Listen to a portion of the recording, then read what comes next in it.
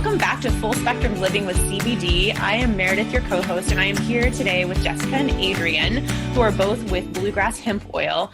And today, we were just having a conversation before we started recording this, and we were talking about how many people are actually using CBD products versus how much it's now available across the country, and why people aren't really stepping into this as a solution, or why people are kind of freaked out or afraid to try these products. And that was something that you guys are both really passionate about. So Adrian, why do you think people are not necessarily jumping in with both feet? Yeah, it's so crazy. So we've seen a couple of different articles, anywhere from 7% are only 7% of the population are taking CBD products, upwards to 20. So somewhere in between there is probably the right answer, but you're right. There's so many other people that aren't taking it. And there's a few things, I guess, Jessica and I, we kind of talk about this a lot, and we talk to customers all the time.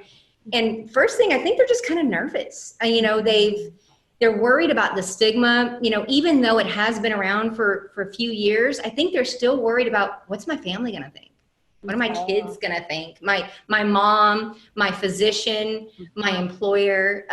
We have consumers that probably still haven't told their doctor that they're taking our products, or actually talked with a woman today who said she told her son, but she hadn't told her daughter. So again, it's that nervousness of people thinking that they're doing something nefarious. So do you think that that's like maybe just kind of a cultural, like the cultural aftermath of how, and just talking in the US, we've been taught and brought up that if you're sick, you go to the doctor and the doctor knows best and that they're going to give you what's best. But then you start looking at the statistics and it's like doctors aren't even educated around this, or nutrition, as well as you guys are. I definitely think that's a huge factor. I think there's a lot of reefer madness stigma still hanging on, which is insane. But, we have people in their 50s, 60s, 70s who come in and they kind of get a little thrill out of their purchase there, because it's still, even though they know logically this is not an intoxicating product, this is a legal product, and it's great for health with almost no side effects, they still get this little jolt out of their purchase sometimes with us, like they're doing something taboo, and it's just leftovers from the reefer madness era, I think. When you talk about physicians, I think it's very interesting. So, there are a lot of physicians that will shake their finger at you if you say, I don't want a flu shot. So much less you say, hey, I want to take this natural holistic product instead of the pharmaceutical, or instead of the pain meds. More and more physicians, are getting on board with it. So I don't want to throw them all under that same bus, but there still are quite a few that will absolutely not support CBD. So you can understand why consumers may be a little nervous in getting started. Mm-hmm. Well, and then, you've got people like my father, who's a veteran, who I think it would be life-changing for him in many ways to take our product. And his fear is that he'll lose his veteran benefits by taking our product, even though we know that's not true. And we know that we have clients who take it with no issues through the VA and it's approved and all of that. He's still really concerned. So there's just a lot of leftover fear, I think, but we've been taught fear around the cannabis plant for a long time. So It's going to take a while to unteach that, I think. Yeah, well, that's why we're here, though, right? That's what you are wanting to create with this show. So what other reasons do people have? So maybe there's a stigma around it, but what else is keeping people from giving it a shot? I think a lot of people probably think it's snake oil, right? Too good to be true. There's probably, they may have tried a product and it didn't work for them. So they're just like, yeah, it's the next best thing. It'll be gone just as quickly as it got here. You always hear these new, whether it's new essential oils or celery juice or all these fads that, yes, are definitely beneficial in their own right. But to have that level of response that we're seeing from consumers and all of the studies that you can find on pubmed.gov with regards to cannabis and cannabinoids as a treatment, as a viable treatment for these conditions, it's a little different, right? So, I think that there's some snake oil to it. So let me ask you something. So how long, sorry, Jessica, but just real quick, how long has CBD been utilized for the things that you see your customers and clients utilizing it for? Well, so that's a great question. So the endocannabinoid system, and Jessica, correct me if I'm wrong, I think it was discovered in the 90s. Yep, discovered in the 90s. And actually, CBD was actually isolated and found and discovered before THC was. Fun fact. So it's definitely been there, but a lot of the studies were focused on the THC aspect because of its intoxicating factor, right? That's what everybody wanted to figure out. So CBD kind of took maybe a back seat to it. So I'd say probably here more so within the last 20 years, what we've seen on PubMed.gov, which is the US Library of Medicine, there's over 24,000 studies done on cannabis and cannabinoids just within the last 20 years. That's over 3.5 studies per day. So when they talk about there's not enough studies to support the fact that, cannabis or cannabinoids are beneficial for this condition, that condition, Sure. I kind of call BS, to be perfectly honest. There may not be 25,000 studies on one particular condition, which may be what everybody wants, but there's definitely enough studies out there that are rooted in autoimmune or in inflammatory conditions that are, in my opinion, my professional opinion, definitely enough, right? For people to have some trust and some faith in quality products. That's the thing, in quality products.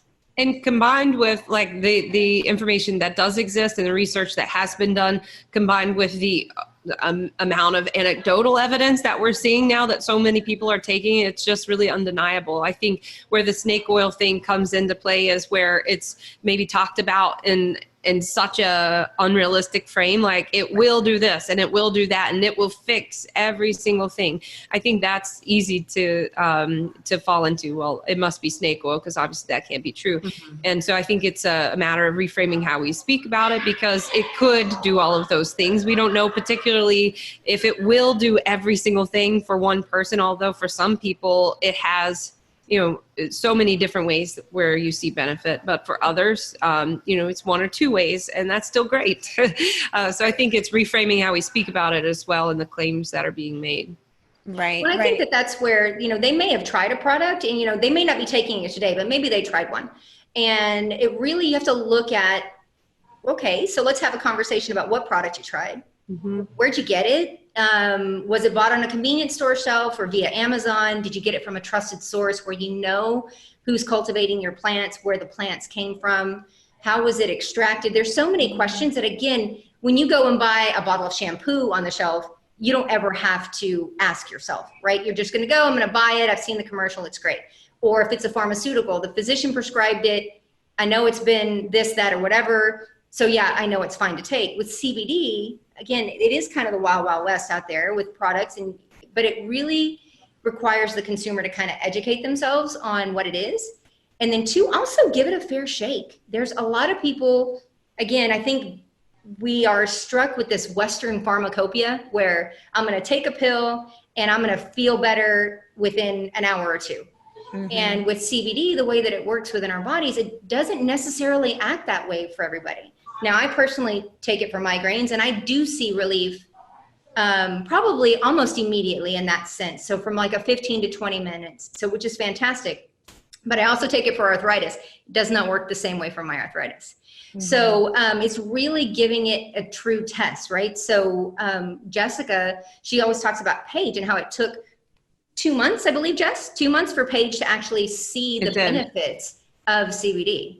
2 really long months of us wondering. Yeah, that's for your because sister. at that time, like when we started her on CBD, it was 5 years ago, and no one was taking it hardly at that time. And so her psychiatrist was really concerned, and she called Child Protective Services on us.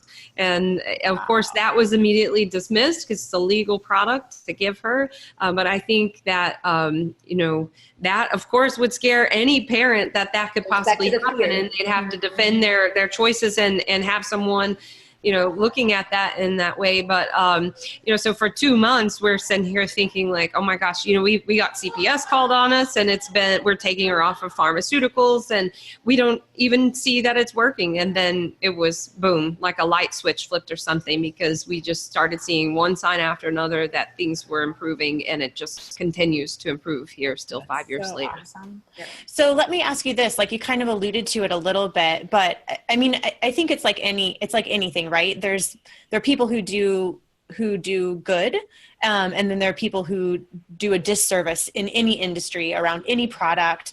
I mean, I think the internet's kind of like actually helping us to see that, right? There's good information, there's mediocre information, there's poor information, but it must be same with the product quality here too, right? Like if I can buy something on a drugstore shelf, if I can buy something on Amazon, and I can buy something from you guys or other high quality, producers of different types of products, what should consumers' knowledge around that really be, right? Like, are all those things the same, or is there a big difference between what I get at, the drugstore versus what I can buy from you guys? There actually is. And we can definitely, I mean, that's a whole other episode in and of itself, to be perfectly honest, like things to look out and to check for. But there's been a lot of independent studies. There's been a lot of investigative reporting that some news outlets have done, and they've taken products off the shelf and they've sent them off for testing. And the sad thing is there'll be numbers that are on the front of the bottle claiming, so many milligrams of CBD. And whenever the test comes back, there's nothing in there. It's premium priced. And so no CBD, or the level of CBD that's supposed to be in there isn't in there, or it will test positive for toxic chemicals. And so there's so many things that consumers, you really do have to do your research with this. And I know everybody's, if you do want to try it, if you're deciding to jump out of that not taking CBD into the taking CBD bucket, you want to do your research, right? You want to be able to feel comfortable with the people and the product that you're purchasing. And honestly, word of mouth is the best way to go, right? So talk to your friends that are taking it. There are more out there than what you think. Absolutely. So it's really important then that the consumer understand where their product's coming from, because what you're saying is like there's not regulation around this. It's not right. It's not like food. Right. So I think the biggest thing to that is, if I could say one thing, is Amazon does not sell CBD products. They are labeled to make you think that they're CBD products, but they are not. They're hemp seed oil, and the labeling is intentionally misleading. It's a big issue that's very well known, and a lot of people still fall for it because it's cheap. It's cheaper than a quality CBD product would be, but it's a hell of a lot more expensive than hemp seed oil would be in a 1 ounce container. Or, you could get a stinking gallon of it for the price that you'll pay on Amazon. And that's what you're getting is hemp seed oil. That's been intentionally mislabeled to, appear to be a CBD product. And wow. They don't sell CBD on Amazon. Right. So if people are a little bit freaked out because of, maybe the cultural, view, right? Maybe they also feel like that you're saying it's a little bit of this, snake oil. Is this too good to be true? Could it really work because of people maybe having overpromised in the industry or their experiences? Like what else are you guys seeing that is preventing people from working with CBD products as a solution? Yeah, I think there's some people that just don't realize the way that it could impact them. So they think like, I don't have severe epilepsy, or I don't have, intense chronic pain, or medication is working for me. But what they don't realize is that the benefits to CBD go far beyond that. They're extremely beneficial for preventative, just maintenance of the body, I guess. So just by taking CBD regularly, you can increase your body's ability to fight off toxins from the environment, and to calm inflammation in the neurological system, and potentially avoid neurodegenerative conditions like Parkinson's or Alzheimer's. I mean, we're still studying that, and that's not a claim that I'm making. It's just the potential that looks promising for taking CBD. There's been a couple of quality studies related to that, and it looks like, for the average person, taking it preventatively is going to be more and more a common use of CBD, and just maintaining balance in the body more optimally. I mean, we all succumb to stressors and to, colds and flus, but your ability to fight those off is thought to be enhanced by CBD supplementation. I know, like, when I take it regularly, my whole family has come down with a stomach bug and I'm totally fine. And that's happened twice, so. And I'll say we, last year, I guess if you could call it an independent study where we were all in store. So before we had, moved our office spaces, we officed behind our retail location. So we had a lot of people mulling in and around the store. Middle of flu season, we had customers coming in with flu, we'd wipe things down and so forth. But none of the employees got a flu shot, and none of us also got the flu. So I'm not saying that it can keep the flu away, but I'm saying it helped us. We are strong believers that it really did help our immune system to be in prime fighting position against all the germs that we were just being inundated with. Or even when they're, actively, I think people don't associate CBD use with like a stomach bug or flu or something, but I've used it for my son. In fact, 2 days ago, he woke up in the middle of the night rolling around with a upset stomach. And I gave him a few drops and, 15, 20 minutes later, he went to sleep peacefully and he was totally fine. And so I think, there's just uses that people don't recognize for CBD that would very much benefit them that they're just not really aware of yet. That's fascinating because I don't think that people think about it for prevention as much as we've heard so much in the media, amazing stories like the ones that you guys, have shared with us here about people that have had massive sea changes in really severe conditions that were impairing their lives in really significant ways and the lives of their family. But I don't think that we've yet come to think about it as a preventative so much, and it's making me think of a baby aspirin, honestly, right? Like, back in the day, aspirin was like, sold out of in little special little vials by kind of a witch doctor-y guy, in the Old West or whatever. Then it becomes, largely accepted for headache relief or for pain relief. And now it's prescribed to help people, in stroke and like heart attack prevention, I think it is, right? Like they carry this little vial of it. Of the baby aspirin. And it's like, but 100 years ago, man, I don't know, or maybe 200 years ago, whenever it was, we wouldn't have admitted that we had that little brown vial with a cork in our handbag, right? And what's so interesting is then you think about that, and then, 40%, give or take, of medications back in those olden days had a cannabis derivative, right? So then you think about, you went from cannabis being part of a widely accepted pharmaceutical regimen or therapeutic regimen, and flip that to reefer madness years, right? You get to the 1930s, and then they have to have some bad guy that they're going after, to 80 years of prohibition to where we are today, right? Where we're trying to beat that stigma, to bring it back to just a normal way to kind of help fight symptoms. Mm-hmm. Do you guys, when you think of someone that you have worked with that's been like your ultimate skeptic, right, that maybe presented with, one of these reasons for not doing it and is now just like a raving fan, do you have somebody like that you can think of? I was going to say, for a while, there was probably every consumer that walked in our store, right, Jess? Everyone. Yeah, I've heard this will help, but come on, kind of reactions. And then, we had a gentleman actually who came in store, and I don't necessarily know that he meets this criteria, but he came in store and he bought it. He said he had arthritis in his ankle. It hurt so bad. And we told him it's going to take time. You have to give it its true test. You can't just give up after a few days. And he came in on day 30 and he said, it was day 29. I was so angry because my ankle was still killing me. I was taking this product. It wasn't working. He said, I knew I was going to come in today and I was just going to talk to you about it. And he said, and then I woke up and I got out of bed and my ankle didn't hurt. And I was like, Yes. So again, it's just those things. Everybody sees relief at different times.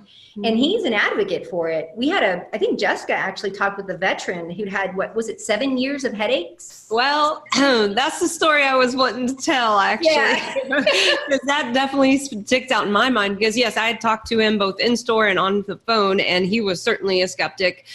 We talked on the phone at length a few times before he came in, and he had 7 years of chronic migraines that were extremely severe. He ranked as 11 on the 1 to 10 pain scale, and he had 0 days of relief in those 7 years. And so he was really at the end of his will to continue, and it was really powerful because he came in the store after talking for a while. It was still extremely kind of skeptical, I guess is the word.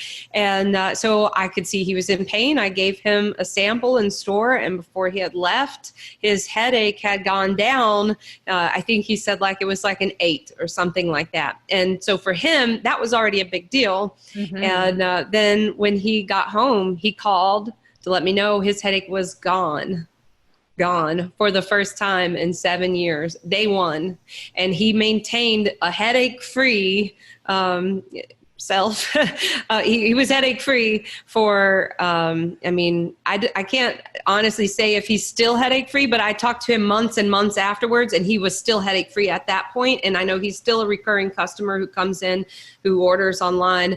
And the amount of relief that it provided him immediately was a really powerful thing to witness. And it was really changing, for him. He was facing just giving up on life, and and that really brought back everything for him. So well, and that just makes me think about the perspective of what if, what if, right? Yep. What if it does work? Yep. Right. What if it does? Yep. So thank you both for just sharing such awesome information today around, some of these stigmas and helping people to maybe break those down a little bit so that they can live a better quality of life. Because I think that's the goal, right? That's really what you're trying to do here, is share great information with people so that they can consider whether or not this might be an option that they would allow to help them in their lives. So if people wanted to connect with you further, get more information, hear more about your knowledge, your products, all of that, what would be the best place for them to go and find out more? Yeah, absolutely. Go to our website at bluegrasshempoil.com. We send out biweekly newsletters. So register, subscribe for a newsletter, go to our Facebook page, engage with our posts, or engage with the other consumers that are there as well. And ask them the questions too, right? That's what they're there for.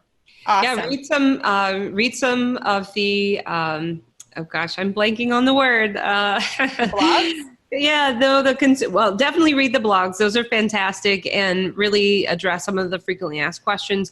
But the consumer reviews, I think a lot of people read the reviews and they see in that person something that reflects themselves, and it really strikes home for them. So I think read the reviews. They really speak for themselves. Yeah. Awesome. Awesome. Well, for this episode of Full Spectrum Living with CBD, I'm your co-host Meredith with our hosts Jessica and Adrienne. It's been awesome sharing with you guys, and we'll see you all around the next time. Bye.